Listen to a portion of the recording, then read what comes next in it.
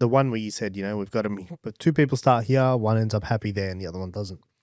Is it a case of bad client or bad management of the client? I'm sure it's a combination. But again, some people you can't please. Some people are just ingrained. 100%. It's just ingrained in them. Like they hated builders before we even started. Do you know what I mean? Or they see you as a perceived enemy, not an ally. And I think that's a huge issue. Like if you, and I've said this to people before, I said, listen, if you don't trust me to build your home, my advice to you is, my professional advice and opinion to you is, do not sign this contract. If you don't trust me to build this, you need to go with the person you trust, because we're going to get into a 6 to 12 to 18 month relationship, depending how big your project is. And if that's going to be horrible for both of us if you don't trust me and I don't trust you. So there's got to be a level of trust before you sign a contract, before you move in that right direction. And I think I communicate that quite well at the beginning of a project, and I build that rapport and I build that trust with them. And yeah, it could be something a team member does that upsets a client. Who knows? And then that's why they get their back up. So I'm sure there's ranges within that space, but I looked at that, tried to look at it subjectively, and I said, all right, well, if the numbers don't lie and I'm going to get 50% of the clients that are really good and 50% that aren't great, can I bring these ones over? Yes or no? And if I can't, am I going to still continue down this trajectory of going, all right, I'm forecasting to make $1 million here and I'm going to lose 800 there.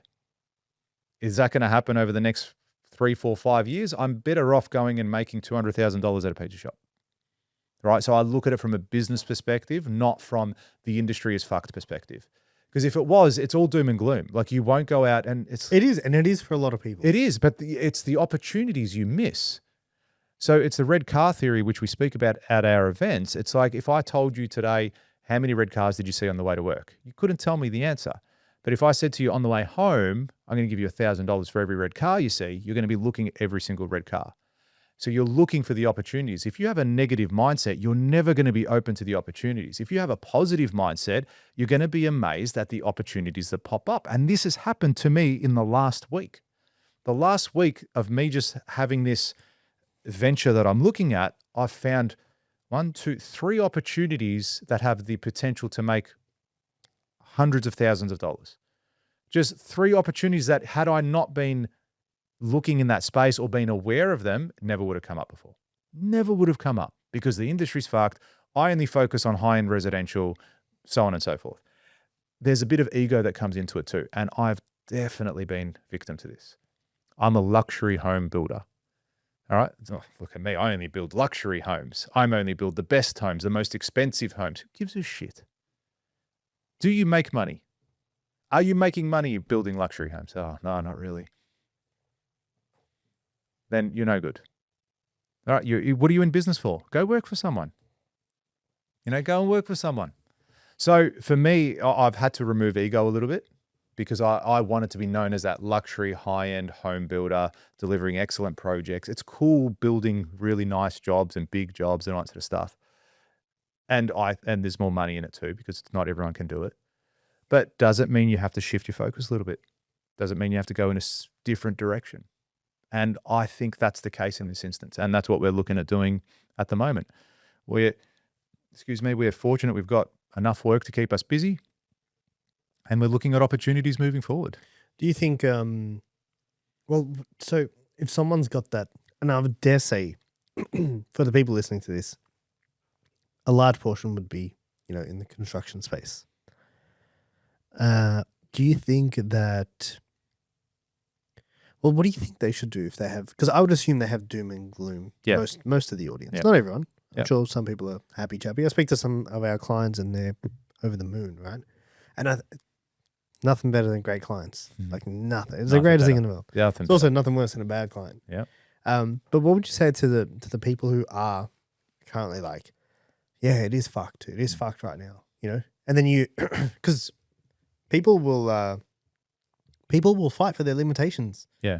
And they will, if you say, nah, it's not. They're like, what do you mean it's not, man? Look at this variation. Look at this thing I just got knocked back. Look at these bills I have to pay. Yeah. Fucking haven't heard back from these tenders, blah, blah, blah. And it's like, you can find every reason in the world to prove yourself right about that. Yeah. You could also find every reason in the world to see the other side. Yep. So what would you say to someone who's maybe stuck in that kind of doom and gloom mentality? What is it you think gets people stuck there? I think your limitations will become your reality. Like your limitations and your mindset behind it will become your reality. It's your mindset will become your reality. That's as simple as it is, as I could make it. Your mindset will become your reality. Now, if you have a negative mindset, you will have a negative reality in business, in life, in everything. Yeah. Right? But it's too hard to lose 10 kilos.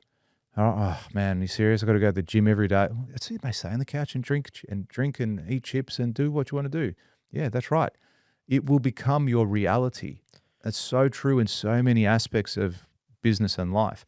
And if there was a war outside and bombs are getting dropped everywhere, out like across the road and everywhere, and we're like, oh, you know, I need to win a job tomorrow across the road where there's bombs. Okay, like sometimes the reality is the reality if it's really that bad.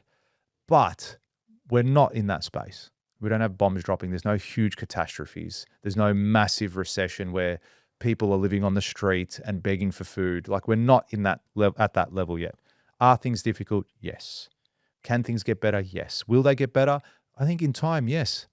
I think the government will change. We'll start making a bit more money. The economy will get better. Consumer confidence will go up. Housing prices will go up again. There's definitely a lack in consumer confidence. Yeah, there is, absolutely. I think a change in government would be a really good thing. I think that'll be a fresh start for a lot of people and get a bit of confidence back in the country, sorry. So I think a change in government's on the horizon. I'd be very upset if Labor got back in again. It's possible, but you know, it's a possibility that they'll get back in there. But I would like to think that their time is done. They've proven that they're pretty incompetent of late, and surely that's detrimental enough for them not to win the next election, both state and federal. But again, we have that change in government. Is that the spark that ignites everything and everyone? Because it can change very quickly. Maybe someone will be like, man, you call them up, hey, how are you? Man, dude, I've got so much work making so much money that I can't keep up. Imagine you got that response for someone that said, hey, how you going? So, mate, I'm making so much money. Yeah, but I'll tell you, like if the person is doom and gloom in that scenario, that person would focus on the negative. Yeah, they'd say, I just cannot keep up. I'm so fucked. It's so busy. I'm working 7 days a week. We're out of control. It's chaos. It's busy. I just fucking... I can't even talk to you. What do you want? Yeah, you know, and they kind of have that. They kind of have that approach. It's like, that's the perfect example. You know, you wish...